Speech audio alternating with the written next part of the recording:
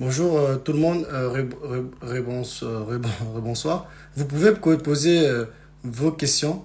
Euh, le ministre, il prendra deux questions. Les questions qu'on a déjà répondues. Vous pouvez poser deux questions, les plus intéressantes. On pourra la prendre, quoi. Parce que j'ai déjà une question dans ma tête. Si vous pouvez poser une question que déjà le monsieur le ministre n'a pas encore répondu. Donc en attendant que tout le monde se connecte et vous pose ces questions. Euh, Monsieur le ministre, en dehors de ces deux questions, excusez-moi, peut-être que j'ai pas tenu mes deux promesses, mais en fait, pour écarter un peu les ondits, les paroles des gens, parce que ça parle toujours, il y a des joueurs qui ont été convoqués pour pour les matchs contre la Namibie et le Mali. Et ces joueurs-là n'ont pas été honorés de leur prime jusqu'à nos jours. Donc, j'ai vu dans les commentaires des questions ainsi, et je suis sûr qu'à la fin, ils diront ouais, pourquoi ils n'ont pas évoqué ce sujet-là. Et j'aimerais vraiment l'évoquer avant la fin ou avant les deux questions des spectateurs qui nous posent, s'il vous plaît, monsieur le ministre. Merci beaucoup. Alors, la question de prime de footballeur n'est pas une question nouvelle.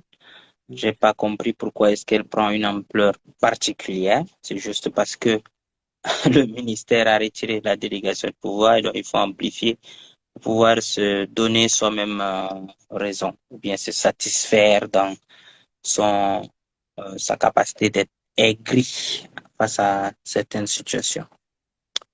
Euh, Personne n'a interdit les primes aux joueurs. Les documents, alors les circuits sont en cours pour pouvoir leur trouver leurs ressources. Et dès que c'est prêt, ils retrouveront.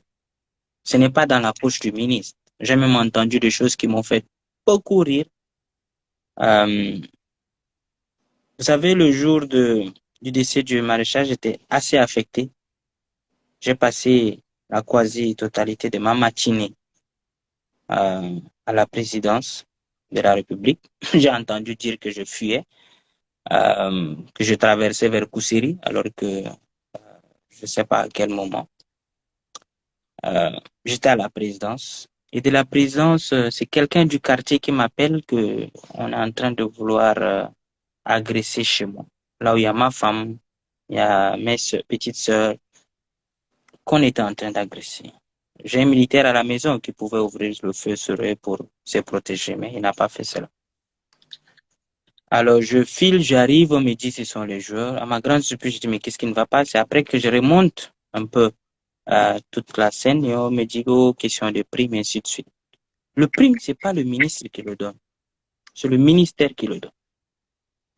Et le jour où je volerai les primes du ministère, il y a l'inspection générale d'État. Il y a les services appropriés pour pouvoir me saisir. Et je le dis haut et fort aujourd'hui que je n'ai pas peur qu'une inspection passe dès demain pour respecter la situation. Donc, si moi, j'ai pas volé, parce que ça, c'est dommage, si j'ai pas volé les primes, je n'ai rien à me reprocher. Je n'ai rien à me reprocher. Leur prime suit son circuit et quand ça viendra, ils le recevront. Il y a plusieurs autres difficultés que je ne vais pas étaler ici et que beaucoup de personnes connaissent. Au-delà juste de, de l'aspect physique de la chose, il faut comprendre l'aspect intrinsèque même de la gestion au quotidien des institutions étatiques. Cela permettra d'avoir une autre manière d'analyser les choses. Mais quand le ministre volera, soyez donc rassurés qu'il sera poursuivi et qu'il va répondre de ses actes. Je crois que monsieur, D'ailleurs, on ne peut pas corrompre, en tout cas, ceux qui peuvent voler et puis pouvoir corrompre les gens, c'est ceux qui reçoivent, qui peuvent voler beaucoup d'argent. Pour une vingtaine, 18, je vois 18 millions. 18 millions, bon, je vole, je peux corrompre qui et c'est qui. Et qui va me soutenir dans ça? Personne. Personne ne me soutiendra. On me lapidera. Et ça, je suis sûr. Que ce soit le gouvernement sous le maréchal, que ce soit le gouvernement actuel, la question de corruption au niveau gouvernemental est très, très, très prise au sérieux. Et on nous le rappelle à chaque instant. Donc, j'ai mon avenir à préserver. Ce n'est pas pour les miettes que je vais rester détruire cela. Donc, on peut raconter. Comme je le dis, vous savez, dans la Bible, moi je suis chrétien, dans Mhm. la Bible, Jésus-Christ est venu pour sauver le monde. Mais cela n'a pas permis, cela n'a pas empêché les gens de le crucifier, le calomnier et surtout de jeter des pierres sur lui comme un malpropre, alors qu'il était venu avec la conviction de pouvoir sauver le monde. Donc, qui suis-je, moi, qui suis qu'un être humain, un commun de mortels, pour ne pas être critiqué, pour ne pas être calomnié, pour ne pas être charcuté par les mots. On peut me charcuter autant qu'on le veut. Mais tant que je n'ai rien qui tâche vraiment ma personne, ça sera juste des mots qui vont passer. J'ai entendu encore au-delà de ça, je vais profiter parce qu'on parle toujours des questions de vol et ainsi de suite. Pendant la campagne de l'Union africaine de judo, je suis moi-même surpris quand on dit que l'État a investi 700 millions. Alors que jusqu'à là, on n'a pas encore liquidé tous les frais même des billets d'avion. C'est absurde. Quand on ne connaît pas la réalité des choses, on ne vient pas se dire sauveur du football, détenteur des informations cruciales, alors que nous ne sommes que l'ombre de nous-mêmes. Nous n'avons que les informations qui découlent de notre sombre manière de réfléchir. Je le dis de manière crue. Je suis un peu aussi comme ça. Je dis mes choses crues. Je n'aime pas cajoler. Et voilà. Monsieur le Chacun ministre, le prend comme il peut. Si je fais mal, c'est voilà. moi, je pense que les gens ne font pas la différence entre l'ONAGES, le ministère et la fédération. En fait, il y a ce système de l'État qui a été mis en place, comme vous l'avez dit, l'ONAGES, qui est là pour donner de l'argent au sport.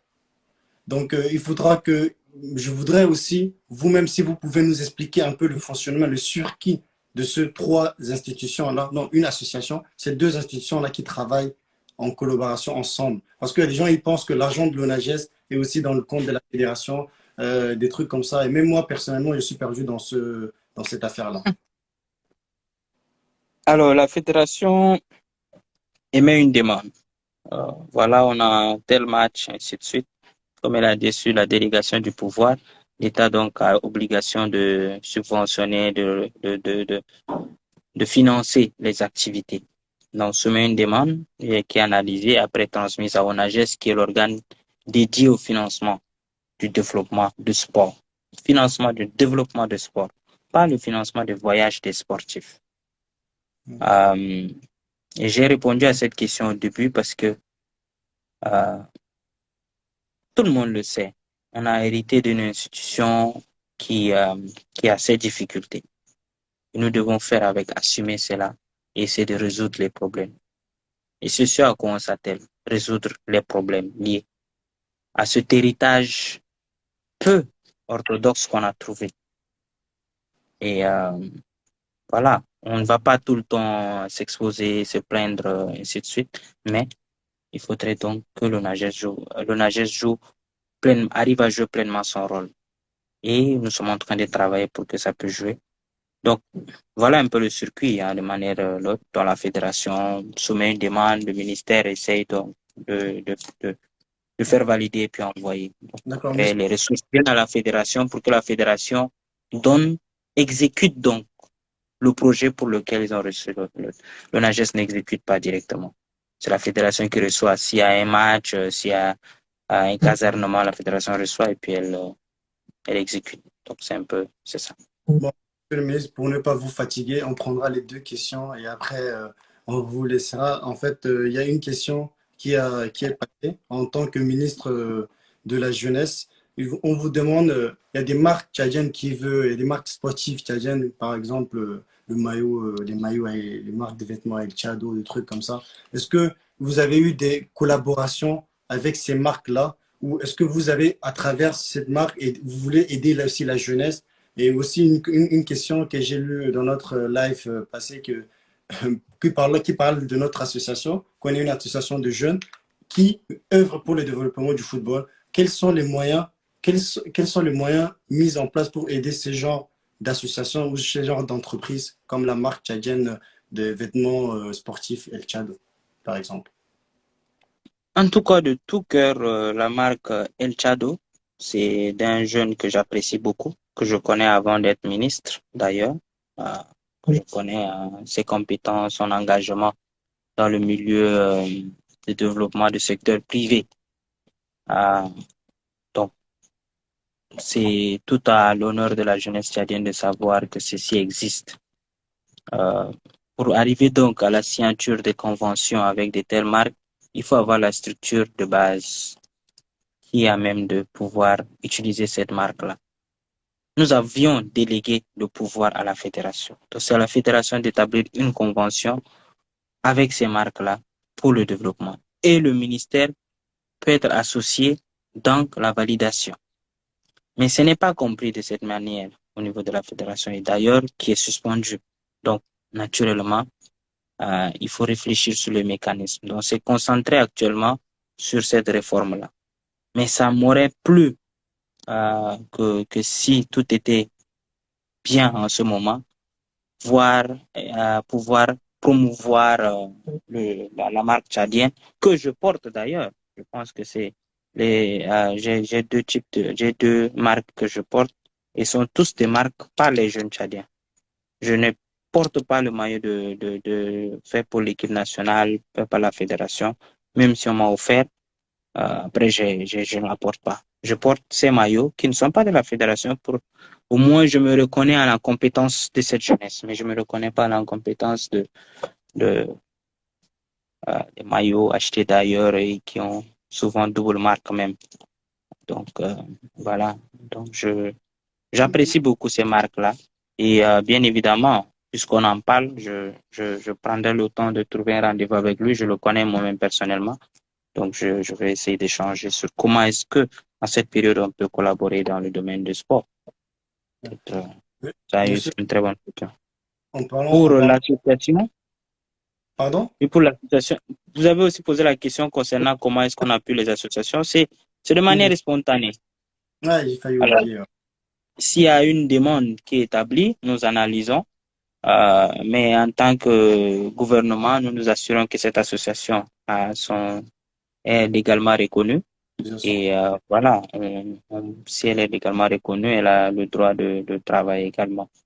La particularité dans le ministère de la Jeunesse, on croit au projet même individuel. Si le projet est bien ficelé et qu'il y a de la valeur, on n'hésite pas d'accompagner. Maintenant, les moyens ne suivent pas toujours comme il se doit. Et ça, ce n'est pas manque de volonté, mais également reconnaissance de la réalité du terrain. En parlant de ça, monsieur le ministre, comme vous l'avez dit, on a un petit projet pour le mois prochain, en absence du football, de mettre en place un petit projet, un mini tournoi, dont je vous en parle, pour essayer de détecter les écoles de foot, les U21, les écoles de foot, pour même lancer notre activité. J'ai voulu profiter de ce live pour même dire aux spectateurs qu'on va lancer cette activité, ce programme, un mini tournoi qui fera un demi-finale finale. Et dans notre planning, vous êtes notre invité VIP, monsieur le ministre. Donc, J'aimerais. même dans le projet, on l'a mis toutes les autorités du football, bon, les autorités actives légalement, donc toutes les autorités du football, les présidents, les dirigeants, lui, on ne prendra pas. Donc, c'est ce projet-là, nous, on aimerait aussi montrer ça au ministère. Et j'espère au fond de moi que vous allez répondre à notre demande. On l'espère déjà. Donc, ici, Il n'y a pas de problème, je suis déjà là. Si j'ai accepté d'être là, c'est parce que je me dis que vous avez quelque chose à apporter. Et si ce projet peut apporter quelque chose, je suis preneur. d'accord, il n'y a pas de souci. Donc, je vous enverrai ce projet-là personnellement, monsieur le ministre. Inch'Allah. Pour la deuxième question, c'était en fait pourquoi on se focalise pas sur les jeunes. En parlant du loup, Abdel Tchado, c'est lui qui va poser. Il a dit pourquoi on se focalise pas pour le loup quand on n'a pas des SAO juniors, on n'a pas. Mais moi, je pense que cette question-là est un peu sur la globalité de l'organisation de l'équipe nationale et l'organisation du football, mais en général au Tchad, si je ne me trompe pas. J'ai pas compris? J'ai dit en fait, Al-Tchad, il a dit, il a posé une question par rapport aux jeunes. Pourquoi on parle jamais des jeunes, par exemple? le football à la base, le Sao Junior, la relève des Sao du Tchad? C'est l'une des questions qui nous a amené à voir est-ce que l'organe là peut continuer à porter la vision de développer le football à la base. Donc, euh, il faut des programmes et la complexité, comme je l'ai dit, c'est que il était question de déléguer le pouvoir qui revenait à l'État de pouvoir gérer ce football. Et à ce niveau, on était un peu contraint également à agir au rythme de la fédération. Mais ceci est révolu. On ne va pas continuer à se jeter les torts. On va plutôt sûrement dans les brefs délais travailler sur les programmes de développement de football à la base. D'ailleurs, les programmes comme ce que vous présentez tout à l'heure répondent à ces objectifs-là. Identification des talents, accompagnement des écoles de football. Voilà, tout cela répond à ces objectifs-là. Et on va s'atteler à cela. D'accord. Merci vraiment, monsieur le ministre, au fond de notre cœur, de l'association, au nom de l'association, euh, je vous remercie vraiment de votre disponibilité pour nous, la jeunesse. Et monsieur le ministre, s'il vous plaît, essayez, essayez. Je sais que vous travaillez acharnement pour que le football tchadien évolue. Parce que moi, ça me fait très, très mal. Moi, vous savez pas, monsieur le ministre, à quel point, quelle maladie ce football me l'a donné. Tout ce qui est football, j'aime. Tout ce qui est football tchadien, j'adore, monsieur le ministre. J'aimerais vraiment voir un jour les Sao du Tchad jouer à la CAN. Vraiment, c'est ça mon plus grand rêve. J'espère, avant de mourir, regardez ça. Je suis joueur, j'ai arrêté le football, mais je compte sur mes jeunes, sur mes amis qui sont bourrés de talent. Et je peux vous confirmer que, monsieur le ministre, quand je suis parti il n'y a même pas 2 semaines en Bruxelles, en Belgique, pour voir les talents en collaboration avec les agents professionnels agréés, j'ai vu, j'ai dit, on a des milliers comme ça au Tchad. C'est des talents à l'état brut. On a besoin juste qu'on les taille. J'espère, monsieur le ministre, je compte sur vous. Personnellement, ça c'est plus le nom de l'association, moi je compte sur vous. On a eu des divergences entre vous et moi à travers Twitter. Mais bon, je comprends. Je suis un amoureux et ça arrive, un amoureux du football. Mais bon, merci beaucoup, monsieur le ministre, pour votre disponibilité. Et Inch'Allah, s'il y a une prochaine fois, si vous acceptez une prochaine fois de venir à notre live de notre association qui œuvre pour le développement. Inch'Allah. Inch'Allah, si Dieu nous prête vie et que nous permet ces occasions, on ne manquera pas. En tout cas, comme je l'ai dit, je vous encourage également de toute cette dévotion pour le sport, vous et toute votre équipe, pour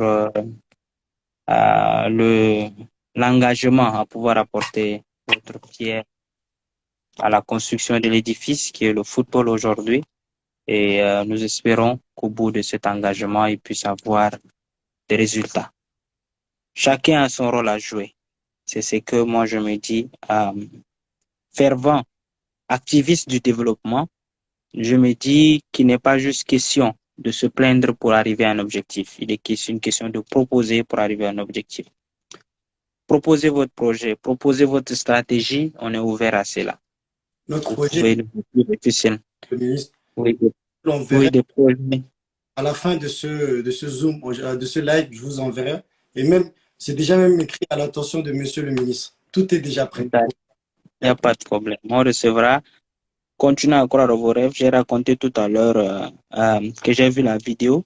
C'est pour aussi dire si c'est votre choix de pouvoir contribuer, vous arriverez à contribuer. Il y a 6 ans, je faisais par passion. Je continue à faire les choses par passion. La question du développement de l'entrepreneuriat. Aujourd'hui, je suis pas encore satisfait des résultats, mais je me dis qu'il valait la peine de commencer. Et contrairement peut-être à la méthodologie, je suis plutôt ancré à celui qui dit que la force du développement, c'est la proposition. On propose, on aborde la question et on échange. Et sûrement, on peut faire comprendre quelqu'un. Quand on vient à une personne pour lui dire, ah, tu fais mal, avec une intention un peu fougueuse, ça met aussi la personne en question, en position de défense et naturellement, les échanges ne vont pas. Mais si on fait une bonne fiche, proposition, force, plaidoyer, naturellement, cette personne est face à une situation que, OK, on vous a proposé, vous ne prenez pas en compte. Et ça donne plus de force pour pouvoir critiquer même cette personne-là. J'ai fait ceci pendant 6 ans. Avec le ministère de la Jeunesse, je veux vous le dire clairement, avec le ministère de la Jeunesse, j'étais une personne de trop à cet emmerdeur-là, entrepreneuriat à gauche, entrepreneuriat à droite. J'étais une personne de trop, une personne totalement qui emmerde. Il est là tout le temps en train de nous demander où est la suite de mon dossier. Et pendant 6 ans, j'ai reçu 0 franc de ce ministère. Mais ça ne m'a pas permis de croire à mes rêves. Maintenant, je suis ministre. Devrais-je donc faire du mal à ceux qui n'ont pas cru à mon rêve? Devrais-je donc dire qu'il y a des perspectives de faire les choses autrement? Je me dis que notre état d'esprit va donc déterminer l'avenir et que nous devons nous focaliser sur la réussite que sur le côté négatif. Alors, puisons le positif, le minimum de positif dans tout ce qui est négatif et nous verrons donc qu'il y a quelque chose de bon à faire. Merci une fois de plus, mes encouragements à tous. Monsieur le ministre, on contribuera. Moi, personnellement, je contribuerai jusqu'à mon dernier souffle au développement du football tchadien. Parce que tout le monde me connaît par ce sport roi-là. Moi, personnellement, je ne peux pas me dire à ma femme, à ma future femme, que je t'aime plus que le football. C'est impossible. Attention. Je ne dirai jamais. Non, mais ça, c'est une imposition. Elle va vous imposer ça sans que vous le sachiez. Ça. D'accord, merci, monsieur le ministre. Merci beaucoup, c'est très gentil. Et à très bientôt. À très bientôt. Merci beaucoup.